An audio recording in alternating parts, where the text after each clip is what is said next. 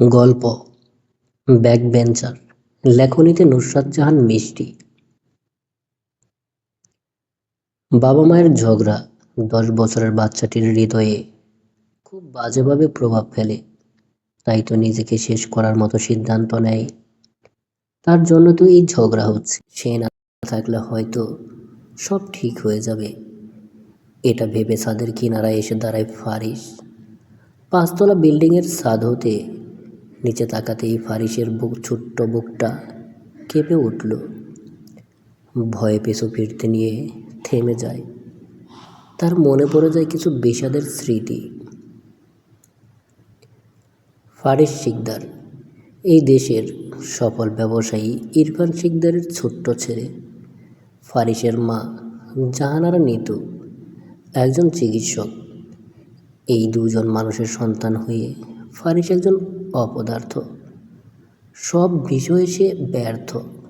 যদিও ফারিসের সব গুণ দেখা হয়নি, শুধুমাত্র তার পড়ালেখার ব্যর্থতা দেখেই এই উপাধি দেওয়া হয়েছে। বাবা প্রতি শব্দে বলে অপদার্থ ছেলে।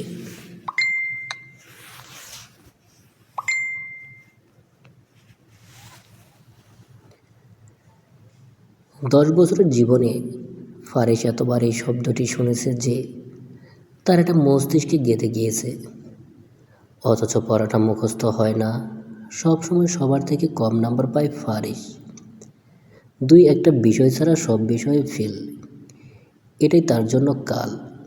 তার বাবার স্ট্যাটাসের সঙ্গে এমন মূর্খ সন্তান যায় না। তার বড় ভাই ক্লাস টপার, খেলাধুলায় বেশ পারদর্শী, সব কিছুতে সে সেরা।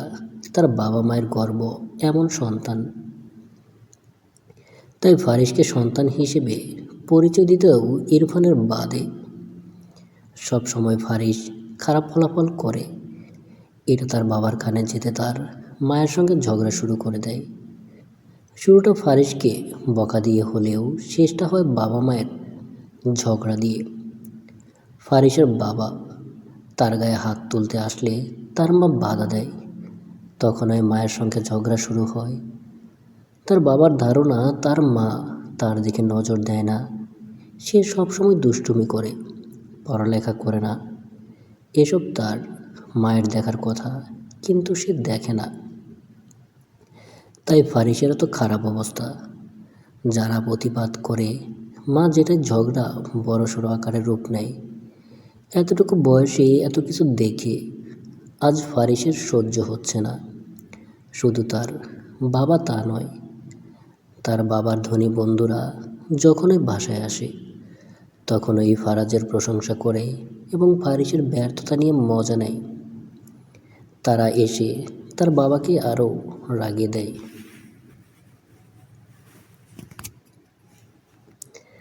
তারা খুব মিষ্টি ভাষায় বলে, ইরফান তুমি সবসময় সব কিছুতে সেরা ছিলে, সেখানে তোমার ছোট ছেলে ক্লাসের সবার চেয়ে মূর্খ। এটা মানতে কষ্ট হচ্ছে। এই ছেলে আদৌ তোমার? তো মিষ্টি ভাষাতে তো কথা। এটাই যথেষ্ট ছিল ফারিসের বাবার রাগ বাড়িয়ে দিতে। তার বাবার এটাই সমস্যা যে সব কিছুতে সেরা ছিল। স্কুল, কলেজ, ভার্সিটিতে সে জনপ্রিয় মুখ ছিল। এখনও সে বেশ পরিচিত। আর তার বাচ্চা এমন মূর্খ, এটাই মানতে পারেন না। যেখানে তার সব বন্ধুদের সব বাচ্চারা সব কিছুতেই সেরা, সেখানে তার বাচ্চা পড়ালেখায় জিরো। এটা তার ইগো হার্ট করে, প্রচুর ইগো হার্ট করে। তাই তো সে ফারিসকে পছন্দ করে না। তবে ফারিস কিন্তু কম চেষ্টা করে না। সে নিজের বাবা মাকে খুশি করতে দিনরাত পড়াশোনা করে। বেশিরভাগ সময় পড়ার টেবিলেই পড়ে থাকে। তারা ব্যস্ত। বাবা মা এটা দেখে না, তাদের চোখে পড়ে না। তাদের চোখে পড়ে শুধুমাত্র তার ব্যর্থতা। অথচ ফারিস পড়ালেখায় ফাঁকিবাজি করে না। সে প্রচণ্ড চেষ্টা করে কিন্তু পারে না। তার মনে থাকে না দুনিয়ার সব কথা মনে থাকে, শুধু পড়াটাই মনে থাকে না, যেটা তার বাবা মায়ের দাম্পত্যে প্রভাব ফেলেছে।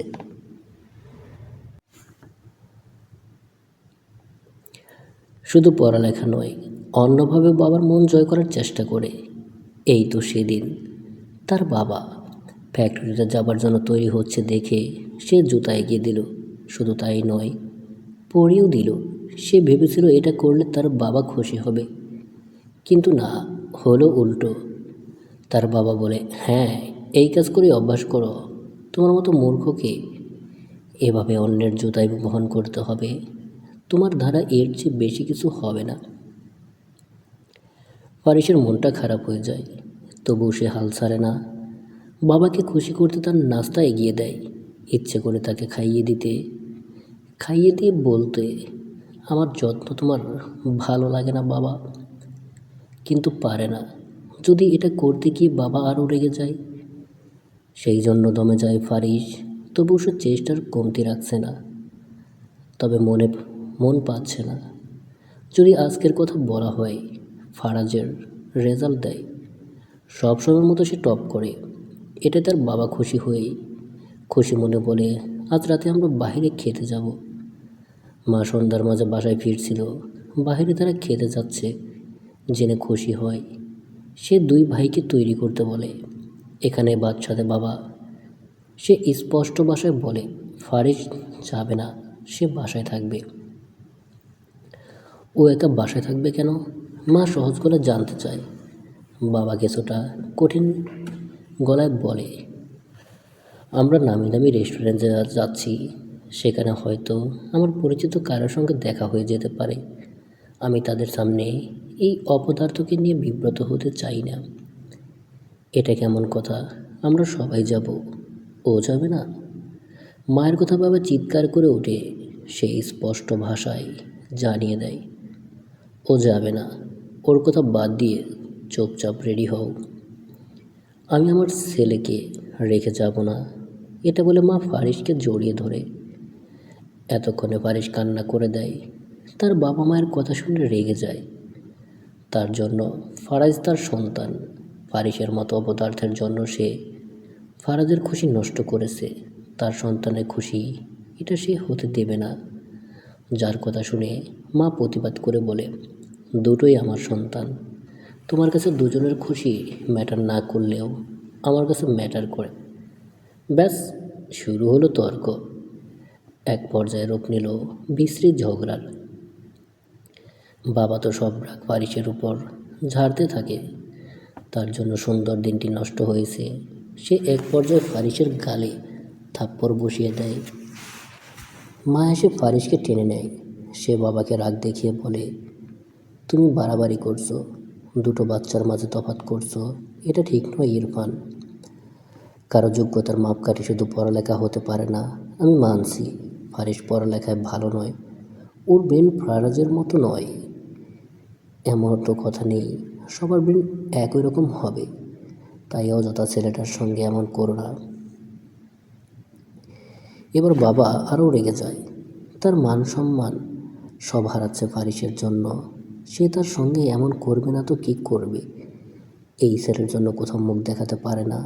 মিস্টার খানের ছেলে ফারিসের সাথে পড়ে সে সবসময় টপ করে। মিস্টার খান ছেলের রেজাল্ট জানিয়ে ফারিসের কথা জানতে চায়। লজ্জায় ইরফান ফারিসের কথা বলতে পারে না। তার সন্তান গণ্ড মূর্খ, তা বলতে পারে না। সে মুখ দেখাতে পারে না। ফারিসের সঙ্গে যেসব বন্ধুর সন্তানরা পড়ে, সেই সব বন্ধুকে এড়িয়ে যায় ইরফান। এই ছেলের জন্যই তো সব হচ্ছে, তো তাকে নিয়ে এত ফুর্তি কিসের? ফারাজ এবং ফারিস দুজনেই বাবা মায়ের ঝগড়ার কান্না করে দেয়। ফারাজ ঝগড়া থামাতে বাবাকে বলার চেষ্টা করেছে, শুধু মাই নয়, ভাই না গেলে আমিও যাব না বাবা, কিন্তু পারছে না। তার বাবা তার কথা শোনার মতো পরিস্থিতিতে নেই। বাবা মায়ের নিত্যদিনের এই ঝগড়া নিতে পারছে না ফারিস। এসব কল্পনা করে ফারিস আরও ভেঙে পড়ে। সে এবার ঝাঁপ দেওয়ার প্রস্তুতি নেয়। সে না থাকলে সব ঠিক হবে। সে মনে মনে মাকে উদ্দেশ্য করে বলে, আম্মু, তোমার চোখ দিয়ে আর পানি ঝরবে না।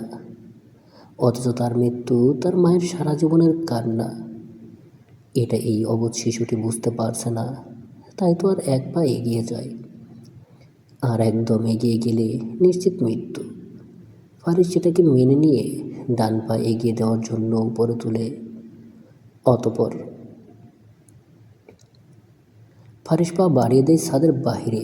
সেই মুহূর্তে ফারাজ তার কোমর ধরে টেনে ছাদের কিনারা থেকে দূরে নিয়ে আসে।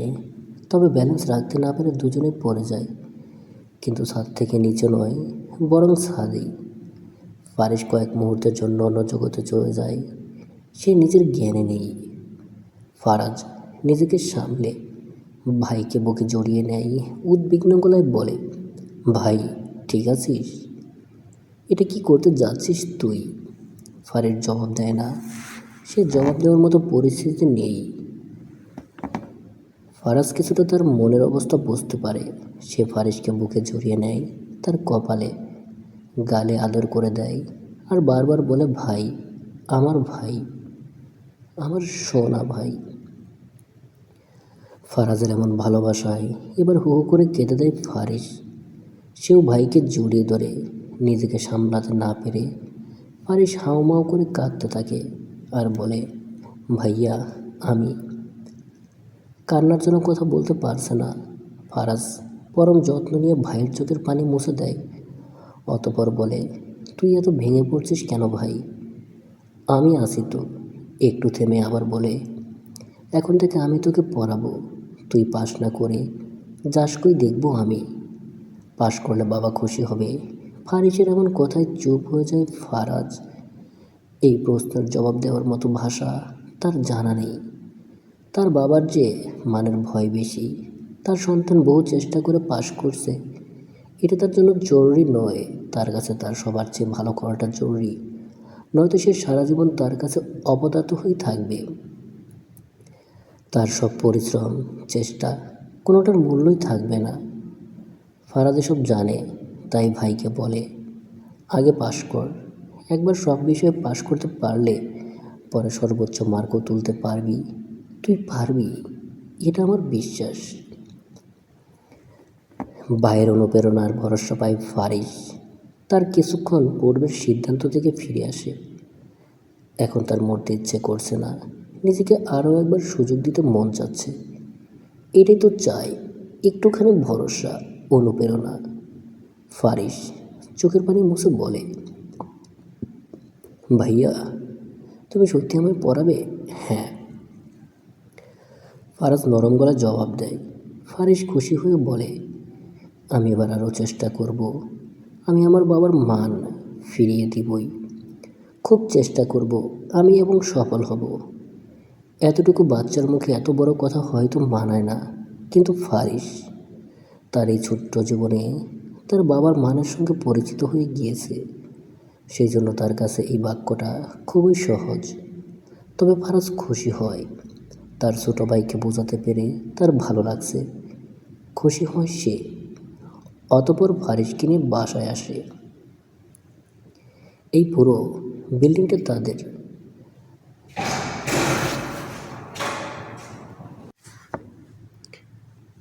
তারা 3 তলায় থাকে, বাকিটা ভাড়াটিয়ার স্থান।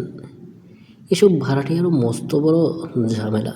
তারা রোজ কোনো না কোনো বাহানায় ঘরে আসে।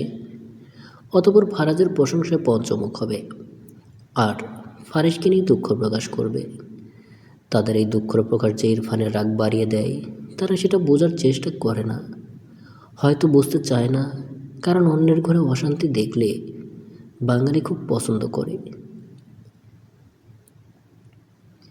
বেশ ভালোই লাগে। বাঙালির বিশেষ গুণের মাঝে একটি অন্যতম গুণ, দুজন ব্যক্তির ঝগড়া লাগলে তারা সেটা উপভোগ করতে গোসল খাওয়া বাদ দিয়ে ছুটে আসে। তারা আসবেই, পারলে তো নখে নখ টাকায়। কারণ তারা বিশ্বাস করে নখে নখ টাকালে ঝগড়া আরও বৃদ্ধি পায়। তারা সেটাই চায়। তবে এই বাঙালি আবার নিজেদের সঙ্গে অন্যের ঝগড়া পছন্দ করে না। তখন দোয়া দরুদ পড়ে বলে, আল্লাহ ঝগড়া যাতে না হয় সেটা তুমি দেখো।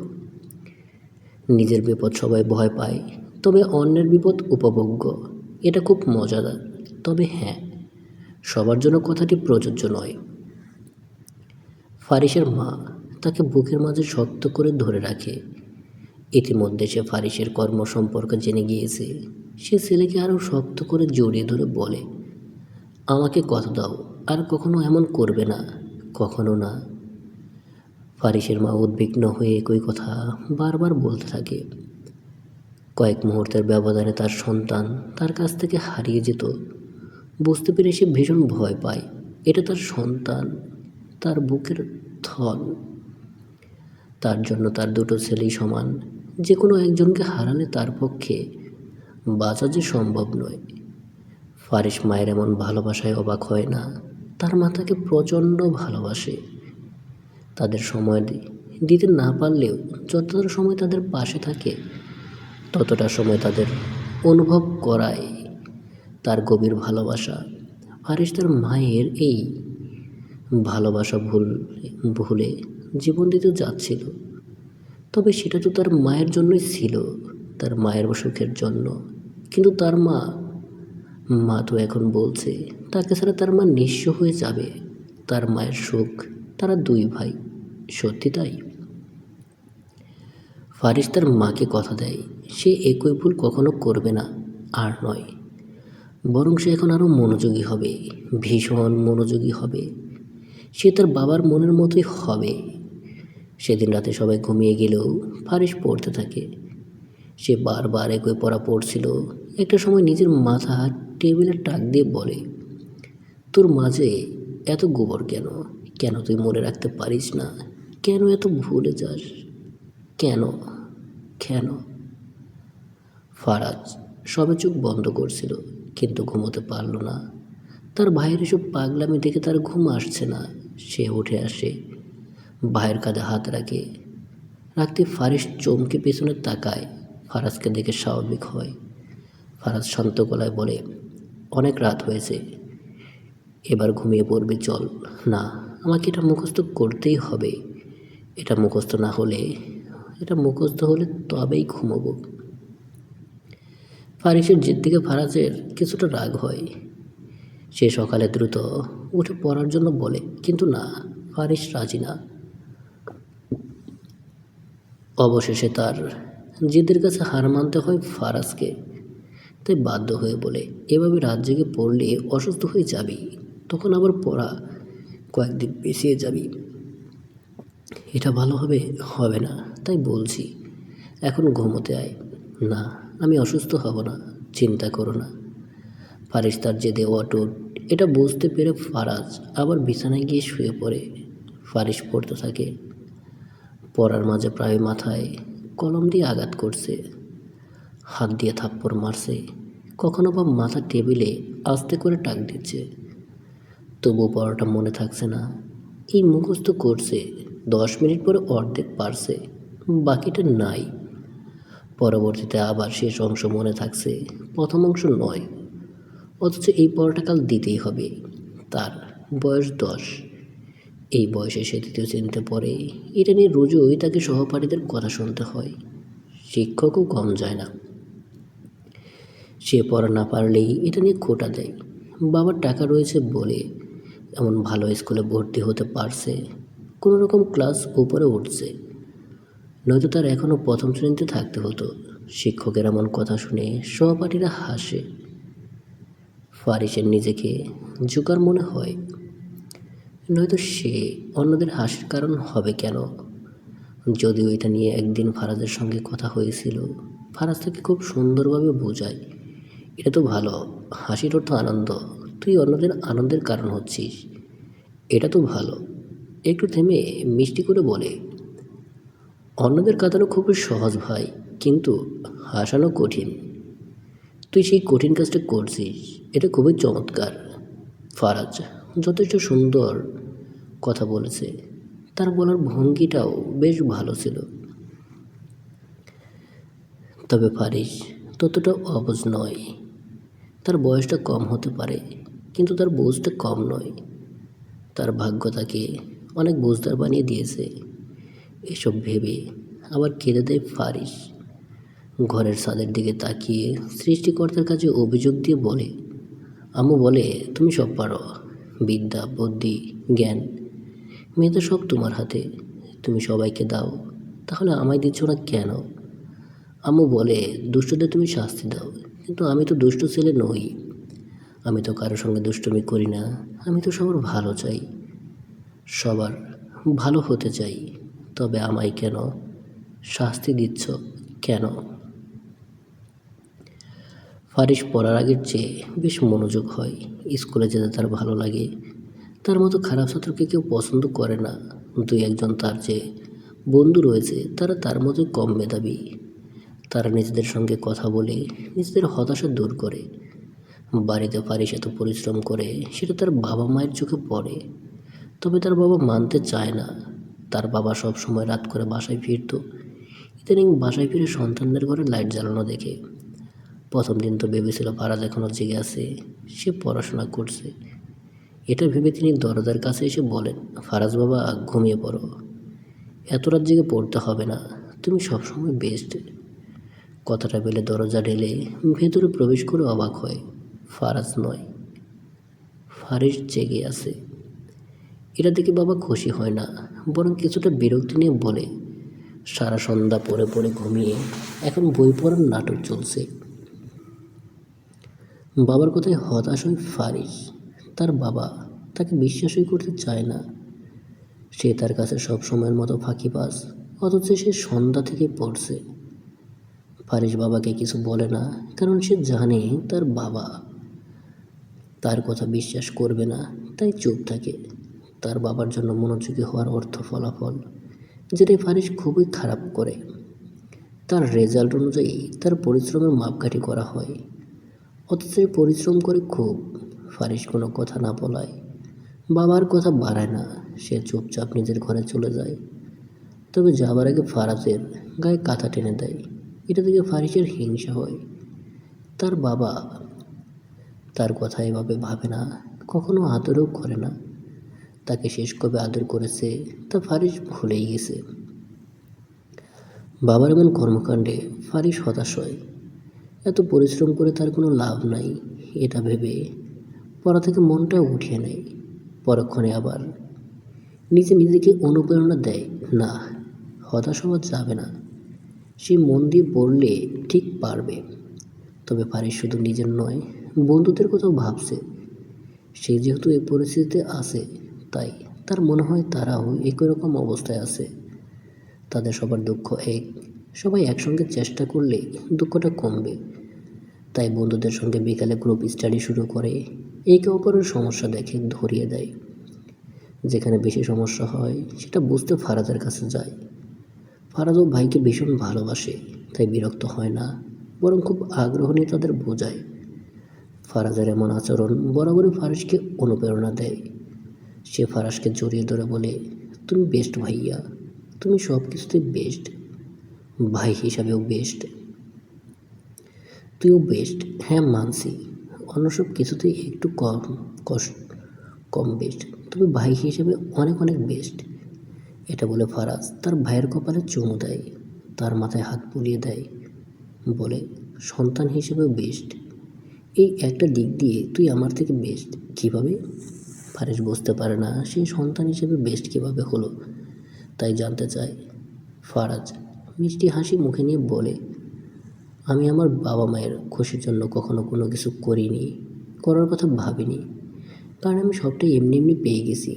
কিন্তু তুই শুধুমাত্র বাবা মাকে খুশি করতে পরিশ্রম করিস, এটাই বেস্ট সন্তান হওয়ার উদাহরণ, বুঝলি তুই? সত্যি? ফারিসের প্রশ্নে ফারাজ মাথা নাড়ায়। ফারিস খুব খুশি হয়, তার মানে এই দিক দিয়ে সে বেস্ট, তার ভাইকে ছাড়িয়ে গিয়েছে। এটা ভেবেই তো তার আনন্দ হচ্ছে, খুব আনন্দ হচ্ছে। সে খুশিতে হাততালি দিয়ে নাচতে থাকে।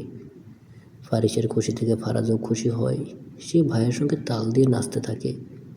ফারিসের হাত ধরে ঘুরতে থাকে। ফারিস তো খুশিতে বলতেই থাকে, আমি বেস্ট সন্তান, আমি বেস্ট সন্তান। ফারাজ আপন মনে হাসে, তার ভাইকে খুশি করা কত সহজ, অথচ তোর বাবা শুধু দুঃখই দেয় কেন? ফারাজের মাঝে নিজেকে দায়ী মনে হয়, সে এতটা ভালো করে বলেই হয়তো ফারিসের ওপর প্রভাব বেশি পড়ে। তবে সে খারাপ করবে, খারাপ করলে সব ঠিক হবে। ফারাজ মনে মনে এসব ভাবতে থাকে। পরক্ষণে আবার মনে হয় সে খারাপ করলে বাবা তো তাকেও অপছন্দ করবে, তার কোনো শখ পূরণ করবে না, যেমনটা ফারিসের সঙ্গে করে। তার কোনো ইচ্ছের দাম নাই, যদিও ফারিসের চাহিদাও কম, কিন্তু সেই কম চাহিদাই পূরণ হয় না, এটা ফারাজকেও দুঃখ দেয়। বেশ কিছু মাস কেটে যায়। ফারিসের বার্ষিক পরীক্ষার শেষ। তারা এই ছুটিতে বিদেশ ফ্যামিলি ট্যুর দেওয়ার প্ল্যান করে। না, এটা ফারিসের প্ল্যান নয়, এটা ফারাজের চাওয়া। তার এই চাওয়াকেই প্রাধান্য দেয় তার বাবা মা। ফারিস কিন্তু তার বাবা নিতে চাচ্ছিলেন না, কিন্তু ফারাজ এবং তার মা কষ্ট ভাবে, তাই বাধ্য হয়ে নেয়। স্ট্যাটাস আর ইগোর খেলায় ফারিস যে তার বাবার সন্তান সেটা তার বাবাই ভুলে গেছে। তার শত্রুর মতো হয়ে গিয়েছে ফারিস। এটা ফারিস বুঝতে পারে না, তাই তো তার বাবার ভালোবাসা পাওয়ার জন্য উঠে পড়ে লেগেছে। অথচ রাতের পর রাত তার ঘরের লাইট জ্বালানো দেখেও তার বাবা তার পরিশ্রম মানতে চায় না, কখনো মানতে চায়নি। সবসময় ফারিসের অভিনয় হিসেবে ধরে নিয়েছে, অথচ তার সমস্ত চেষ্টা তার বাবার জন্যই ছিল। যদিও তার মা খুব প্রশংসা করেছে তার। যাই হোক, ফারিসের থাইল্যান্ড ট্যুরের দিন চলে আসে। তারা সপরিবারে যায়। তাদের সঙ্গে তার বাবার এক বন্ধুর পরিবারও ছিল। তারা ফারিসকে দেখে প্রথমেই বলে, তোমার এই ছেলেটা শুনলাম মেধা ভালো না, পড়াশোনায় মন নাই, তা একে নিয়ে প্ল্যান করছো, ভবিষ্যতে কি করবে? ব্যাস হয়ে গেল।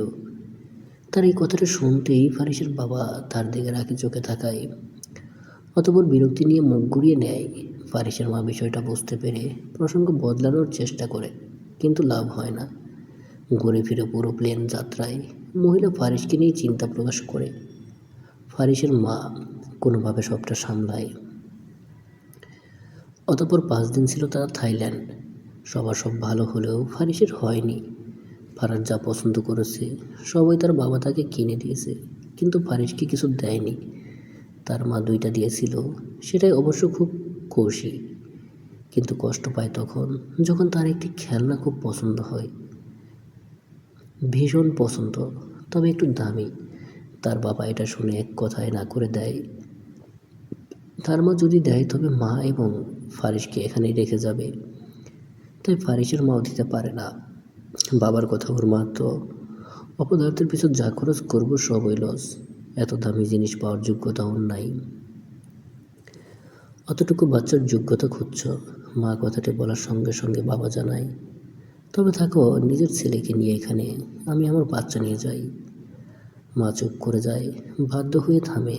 সে এখানে ঝগড়া বাঁধাতে চায় না, তাই ফারিসকে অমন জিনিস বায়না করতে বারণ করে। ফারিস এটা নিয়ে একটু বেশি কষ্ট পায়, তবে কিছু বলে না, একা একা কাঁদে। মা বুঝতে পারে, কিন্তু কিছু করার নাই। তখন তার মাথায় একটা বুদ্ধি আসে। সে ফারাজকে ইশারা করে বলে, ওটার ভিন্ন কালার তুমি তোমার বাবার কাছে চাও, বলো তোমার পছন্দ হয়েছে। ফারাজ বুঝতে পেরে তেমনই করে। তার পছন্দ হয়েছে বলে নেয়। তার বাবা সেটা কিনেও দেয়। এটা অবশ ফারিসের কষ্ট আরও বাড়িয়ে দেয়। সে তো বোঝেনি মা ভাইয়ের পরিকল্পনা, এটা যে তার জন্যই কেনা হয়েছে। তার তো কষ্ট এটাই, তার বাবা তাকে যেটা দামের জন্য দেয়নি সেটা তার ভাইয়ের এক চাওয়াতেই দিয়ে দিয়েছে। অতঃপর এই কষ্ট নিয়েই তারা দেশে ফিরে। দেশে এসে ফারাজ সেই খেলনাটা ফারিসকে দেয়। ফারিস অবাক হয়ে ভাইয়ের দিকে তাকায়। তার ভাই খুশি মনে বলে, এটা আমার বেস্ট ভাইয়ের জন্য। ফারিস খুশি হয়ে নেয়, তার সব দুঃখ এক নিমেষেই শেষ। এটা পেয়ে সব কষ্ট কমে গেছে, তবে তার খুশি বেশিক্ষণ থাকে না। বাবা বাহিরে গেছে বুঝে ফারাজ খেলনাটা দেয়, অথচ তার বাবা যায় না। সে ঘরে একটি গুরুত্বপূর্ণ ফাইল ফেলে যায়। সেটা নিতে আবার আসে। এসে এই কাণ্ড দেখে রেগে বলে, তোমরা মা ছেলে পরিকল্পনা করে ওই অপদার্থ মূর্খের জন্য আমার এত টাকা নষ্ট করলে। বাবার রাগ দেখে ফারাজ ভয় পায়, ভয় অন্যরাও পায়। বাবার রাগ থামাতে ফারাজ বুদ্ধি করে বলে, এটা পুরনো হয়ে গিয়েছে বাবা, আমার আর এটা ভালো লাগছে না, তাই ওকে দিয়ে দিলাম। এই কথা শুনে বাবা কিছুটা শান্ত হয়, যদিও কথাটা সত্য মনে হয় না, তাও চুপ থাকে। কারণ তার ভালো ছেলে বলেছে যে তার কথা মানতেই হবে। কিন্তু এসবে ফারিসের খুশি শেষ হয়ে যায়। তার ভাইয়ের এখন এটা পছন্দ নয়, তাই দিয়েছে, এটা তার নয়। অপ্রয়োজনীয় হয়ে যাওয়া তাকে দেওয়া হয়েছে, অথচ এই পরিবারের সদস্য, আর সব সময় অপ্রয়োজনীয় জিনিস তার হয়। আর একটু ছোট ছিল যখন তখন ফারাজের এসব কথায় খুশি হতো। তার খেলনা তাকে দেওয়ায় খারাপ লাগতো না, কিন্তু এখন খারাপ লাগে, কারণ সে শিক্ষককে বলতে শুনেছে, তোমরা তোমাদের পুরনো কাপড় বা খেলনা বা জিনিস ফেলে দাও, একটু পুরনো হতেই ফেলে দাও, অথচ এটার অভাবে কত গরিব কাদের জানো, তাই তোমরা সেটা না ফেলে দিয়ে বরং গরিবদের দান করে দেবে। আজ বাড়িতে গিয়ে বাবা মাকে বলবে এগুলো ফেলে না দিয়ে দান করতে। কথাটি বলেছে ফারিসের স্কুলের ইংলিশ ম্যাম। এই মানুষটি অতীব চমৎকার, এসব ছাত্রছাত্রীকে পছন্দ করে, তার কাছে কোনো ভালো খারাপ নাই, সবাই তার স্টুডেন্ট, সবার সমান গুরুত্ব। মানুষটা ফারিসের অনেক সাহস দেয়, এই মানুষটা খুব ভালো, তার কথা তো সঠিকই হবে। তাই এখন ফারিসের মনে হয় ঘরের সদস্য হওয়ার পরেও সে দানের জিনিস পাচ্ছে, ব্যবহার করছে। ফারিসের মনের অবস্থা তার মা হয়তো বুঝতে পারে, সে নিজের ছেলের এত কষ্ট সহ্য করতে পারছে না, তাই বলে তুমি ওর সঙ্গে পরপর আচরণ করো না, তোমার যেহেতু এতই সমস্যা, তবে আমার ছেলেকে বোর্ডিং স্কুলে দিয়ে দাও, ও থাকুক ওখানে ওর মতো। বাবা মায়ের কথা শুনে কোনো কথা না বলে চলে যায়। তার ফ্যাক্টরিতে কাজ রয়েছে, তাই এখন তর্ক করতে চাচ্ছে না, পরে দেখা যাবে। মা হতাশ হয়ে বসে পড়ে। ফারিস ঘরে গিয়ে কাঁদতে থাকে। ফারিসদের বার্ষিক পরীক্ষার ফলাফল প্রকাশ পায়। ফারিস খুব খুশি হয়, কারণ এই প্রথম সে এত কষ্ট করার ফল পেয়েছে, সব বিষয়ে পাশ করেছে, খুব কষ্টে পাস মার্ক তুলেছে। প্রতিবার তো বেশিরভাগ বিষয়ে ফেল করে, এবার পাশ করায় খুব খুশি হয়। ফারিসের মনে আশা জাগে, আজ পাশ হয়েছে, কাল ভালো ফলাফল হবে। ফারিসের মা রেজাল্ট কার্ড হাতে পেয়ে খুব খুশি হয়। সে ফারিসকে জড়িয়ে ধরে আদর করে, খুব আদর করে, গর্বিত হয়ে বলে, আমার বাচ্চা অনেক চেষ্টা করেছে, তাই তো ভালো করেছে, আমার বাচ্চা খুব মনোযোগী। তবে ফারিসদের এই খুশি বেশিক্ষণ স্থায়ী হয় না। তার বাবা এটা শুনে খুশি হয়, বরং এবারও তার উপর রাগ করে। সে কিছুটা রাগান্বিত গলায় বলে, সারা রাত করে লাইট জ্বালিয়ানো দেখি, পড়া হয় নাকি শুধু ফাঁকিবাজি? এত পড়া হলে তো ভালো রেজাল্ট করতে, এভাবে টেনে টেনে পাশ আসতো না, গর্ব, অপদার্থ। ফারিসের মুখটা শুকিয়ে যায়। তার বাবাকে খুশি তো করা যায় না, বরং এতই বিরক্ত হয় যে সে ছোটো বাচ্চার কাজে বিলের টাকার পরিমাণ তুলে ধরে। সারাদিন যে বিদ্যুৎ সে অপচয় করে, এত বিল বানিয়েছে, তার পেছনে মাসে মাসে কত খরচ হয় তা বলতে থাকে। এসব দেখে মা কথা বলতে নিলে তাদের মাঝে আবারও ঝগড়া হয়। মা অনেক কষ্ট পেয়ে বলে, ছেলেটা চেষ্টা করে এতটুকু পেরেছে, কোথায় তাকে একটু অনুপ্রেরণা দিবে, তা না করে এসব বলছো। সত্যি বলতে তোমার ফারিসকে নিয়ে সমস্যা, তার রেজাল্ট না। যদি তাই হতো তাহলে তুমি দেখতে সে কতটা ভালো করেছে। ব্যাস, এটা নিয়ে শুরু হয় তর্ক, খুব বিশ্রী রকমের তর্ক। এক পর্যায়ে বাবা বলে, এই ছেলের জন্য তুমি এত মায়া, তুমি ছেলেকে নিয়ে বাড়ি থেকে বের হয়ে যাও, থাকো তাকে নিয়ে। তুমি আমাকে বাড়ি থেকে বেরিয়ে যেতে বলছো? ফারিসের মা কষ্ট পেয়ে বলে। তার বাবা এক বাক্যে হ্যাঁ বলে। ফারিসের মার কথা না বাড়িয়ে ঘরের মধ্যে চলে যায়। সে আজ ভীষণ রেগে গিয়েছে। এবার সে সত্যিই তার ছেলেকে নিয়ে চলে যাবে। এতটুকু বাচ্চার মনটা পিষিয়ে দিচ্ছে মিথ্যে দাম্ভিকতায়। থাকবে না সে। এর মাঝে ফারাজও তার রেজাল্ট নিয়ে আসে। সে বরাবর মতো ভালো করেছে। তার বাবা তাকে আদর করে দেয়। তবে এতক্ষণে ফারাজ বুঝে যায় তার বাবা মায়ের আবার ঝগড়া হয়েছে। এই বিষয়টা তার মস্তিষ্কে প্রভাব ফেলে, খুবই বাজে প্রভাব। ফারিসের মা তাকে নিয়ে চলে যাচ্ছিল, সেই সময় ফারাজ এসে দাঁড়ায়। সে অসহায় চোখে মায়ের দিকে তাকায়। তার মা এটা দেখে বলে, তুমিও তৈরি হও ফারাজ, আমরা এখন বের হচ্ছি। তাদের বাবা বসার ঘরে ছিল। এটা শুনে রেগে যায়, খুব রাগান্বিত গলায় বলে, ও যাবে কেন? যাবে তোমরা, ও যাবে না, ও আমার ছেলে, আমার সঙ্গে থাকবে। ও তোমার একার সন্তান নয়, আর আমার মনে হয় তোমার সঙ্গে থাকলে ওর মানসিকতা নষ্ট হয়ে যাবে, আর মা হয়ে ছেলের ক্ষতি তো আমি চাইতে পারি না, তাই আমি ওকে নিয়ে যাব।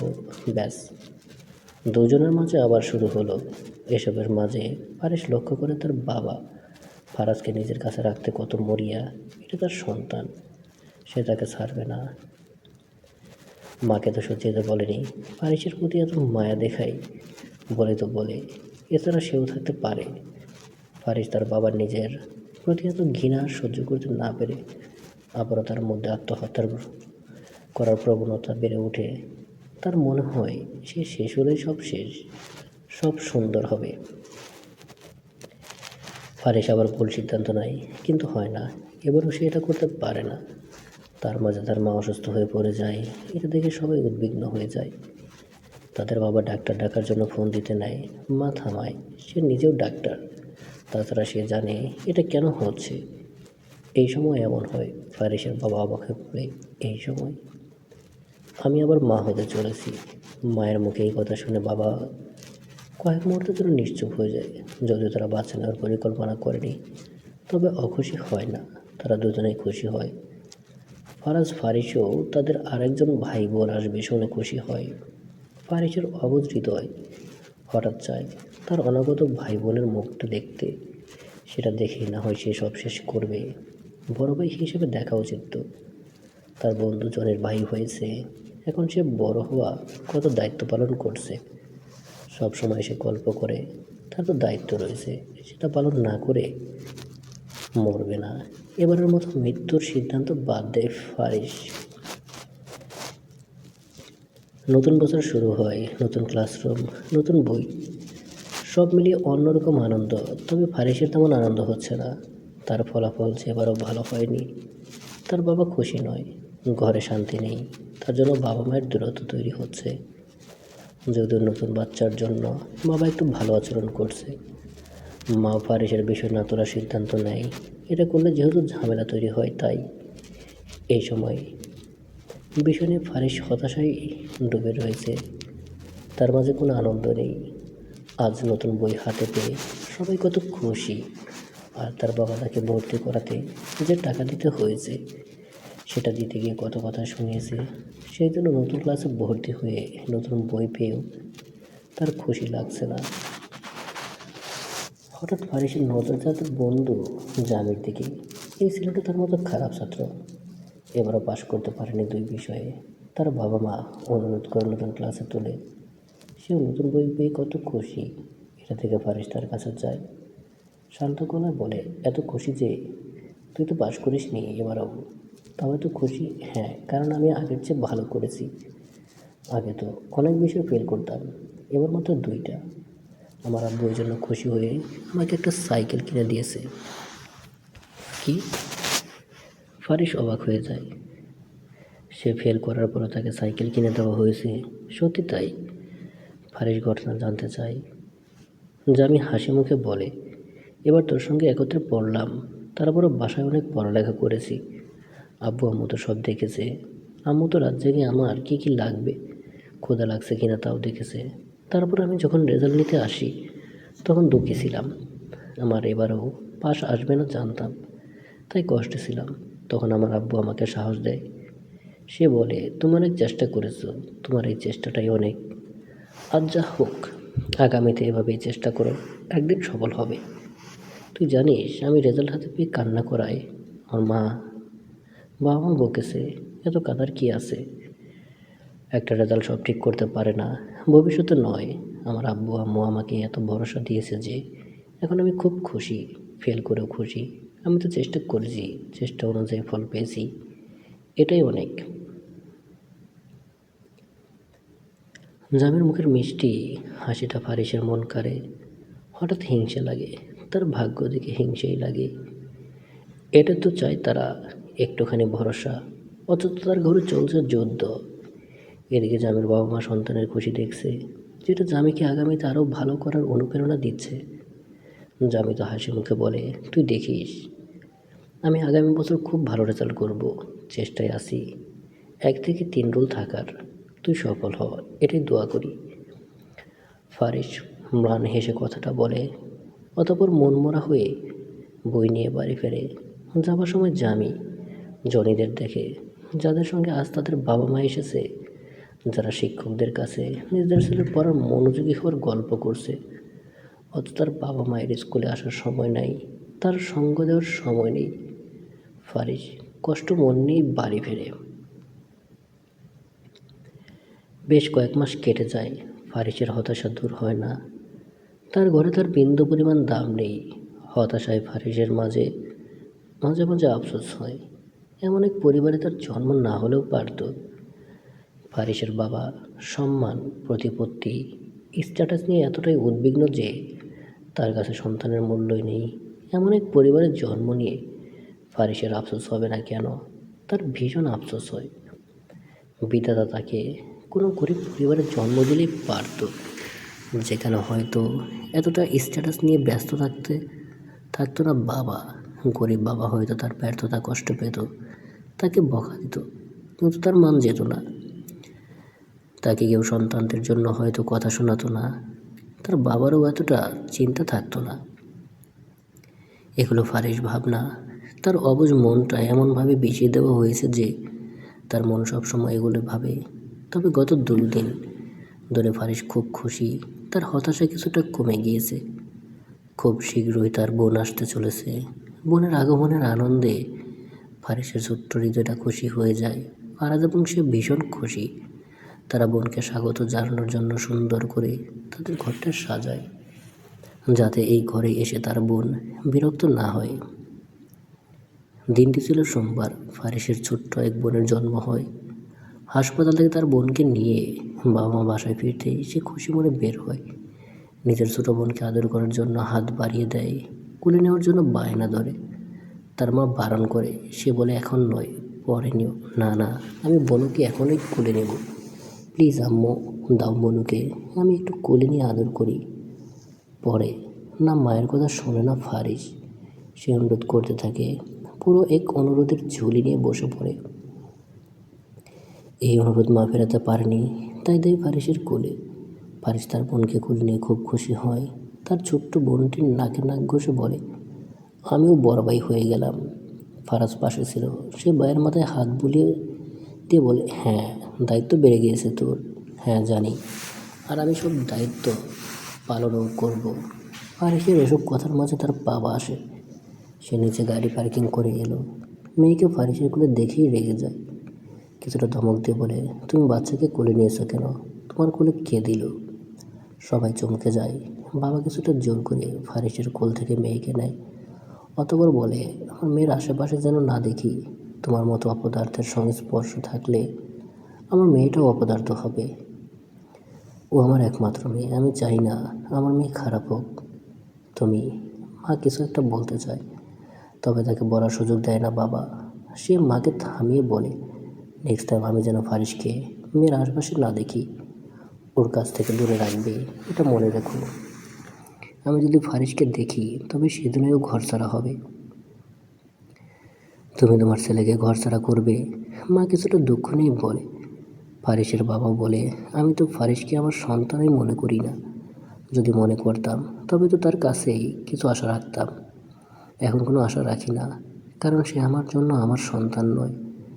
সদ্য নতুন মা হয়েছে ফারিসের মা, সে তার সংসারে আর ঝামেলা চায় না, তাই চুপ করে যায়। এদিকে ফারিস অসহায় চোখে বাবা মায়ের দিকে তাকিয়ে আছে। সে পড়াটাকে ভালো নয়, এটা এত বড় অপরাধ যে সে তার বোনের পাশে থাকতে পারবে না, এতটাই বড় অপরাধ। সময় তার মতো চলে যায়, কিন্তু ফারিসের জীবনে কোনো পরিবর্তন হয় না। সে শত চেষ্টা করেও বাবার প্রিয় হতে পারে না, ভাই হিসেবে ভালো হতেও পারে না। বোনের সঙ্গে দেখা করতে হয় লুকিয়ে, তাকে নিয়ে খেলতে হয় ভয়ে ভয়ে। এই বুঝি বাবা এসে গেল। এই বয়ে ভালোভাবে খেলাও জমে না। সব মিলে ফারিস একেবারে ভেঙে পড়ে। এখন তার চেষ্টা করতেও ইচ্ছে করে না, তার চেষ্টা তো কারো নজরে পড়ে না, তবে চেষ্টা করে লাভ কী?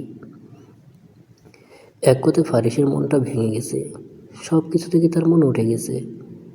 তার এখন কিছুই ভালো লাগে না। ফারাজ তার ভাইয়ের মন বুঝতে পারে।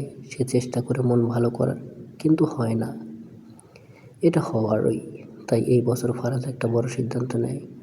তার ধারণা তার জন্য তার বাবা তার ভাইয়ের পরিশ্রম দেখতে পারছে না। সে এত ভালো না করলে তার ভাই তার বাবার নজরে পড়বে, হয়তো কম বকা শুনবে। তাই সে এবার জেনে শুনে খারাপ করে টপার থেকে নিচে নেমে যায়। ফারাজ তার ভাইয়ের ভালোর জন্য এটা করছিল, কিন্তু না, এটাতে ভাইয়ের ভালো হয় না, বরং হিতে বিপরীত হয়। তার বাবার কাছে যখন ফারাজের রেজাল্ট কার্ড আসে সে হতভম্ব হয়ে যায়।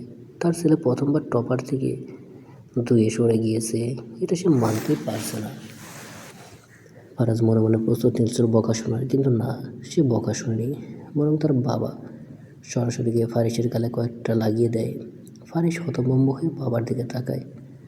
বাবা রাগান্বিত গলায় বলে, সব তোর জন্য হয়েছে, তোর মতো অপদার্থের জন্য। তুই সবসময় ফারাজকে নিয়ে খেলতে যাস, বোনকে দেখার ছুতোয় ফারাজকে তার ঘরে পাঠাস। তোর জন্য ও ঠিকভাবে পড়াশোনায় মনোযোগ দিতে পারেনি। তোকে বলেছিলাম না আমার ছেলে মেয়েদের থেকে দূরে থাকতে, কেন কথা শুনিসনি? নিজে তো মূর্খ হয়েছিস, এখন আমার ছেলেটাকে বানানোর ধান্দা। মা চিৎকার শুনে এগিয়ে আসে। সে এসে ঘটনা বোঝার আগেই বাবা ফারিসকে আরও কয়েকটা দেয়। এক পর্যায়ে তো লাথি বসিয়ে দেয়। সে কঠিন গলায় বলে, তুই হিংসে করে ওর পড়ালেখার সময় ডিস্টার্ব করতি, তাই না? মানুষ ফারাজকে ভালো বলে, তা সহ্য হয়নি হিংসা করতি। বাবা ইচ্ছামতো ফারিসকে বকে। ফারিস চোখ দিয়ে পানি গড়গড় করে পড়ে। তা দেখে মায়া হয় না। আজ বাবা অন্য দিনের থেকে বেশি রেগে যায়, এতটাই রাগ যে মাও ভয় পায়। সে চুপ হয়ে যায়। ফারাজ পুরো ঘটনায় খুব ভেঙে পড়ে।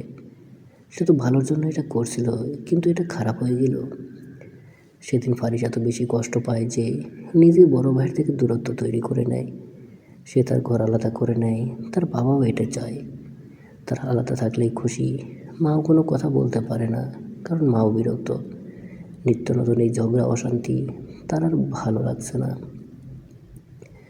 ফারিস বাবার মার খেয়ে যতটা না কষ্ট পেয়েছে, তার চেয়ে দ্বিগুণ কষ্ট পেয়েছে তখন, যখন দেখেছে বাবার বন্ধুরা ফোন দিয়ে ফারাজের খবর জেনে যখন বলছে, ছেলেটা তো ভালো ছিল, হঠাৎ তো খারাপ করলো, পড়ালেখা এখন আর মন নাই। না না, তা নয়, ফারাজ খুব মনোযোগী, খুব ভালো, এবার একটু খারাপ করেছে, এটা কোনো সমস্যা না, সামনে আরও ভালো করবে। তাছাড়া একবার একটু খারাপ করলে কী বা আসা যায়, এক্সামের রেজাল্ট তো সব নয়, ভবিষ্যতে কে কোথায় যেতে পারে সেটাই আসল।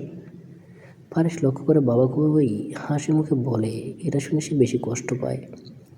তার বাবাও জানে একটা পরীক্ষার ফলাফল একটা জীবনের চেয়ে গুরুত্বপূর্ণ নয়।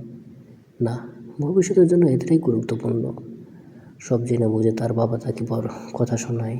তার বাবা তাকে কখনো বুঝতে চায় না, কিছুতেই না। সে কখনো বোঝার চেষ্টা করতে চায় না, অথচ সে তার মন জয় করার জন্য সব সময় চেষ্টা করেছে, তার প্রিয় হতে চেয়েছে। ফারিস এবার বুঝতে পারে, ভুল মানুষের প্রিয় হওয়ার জন্য উঠে পড়ে লেগে লাভ নাই, এটা বরাবরই ফলাফল শূন্য হবে। জীবনের এই সহজ সমীকরণ ফারিস বুঝতে পারছিল না, আজ পারল। ফারিস মন থেকে পাথর হয়ে যায়। এখন আর কারোর জন্য মন পড়ে না, পড়লেও দেখা যায় না।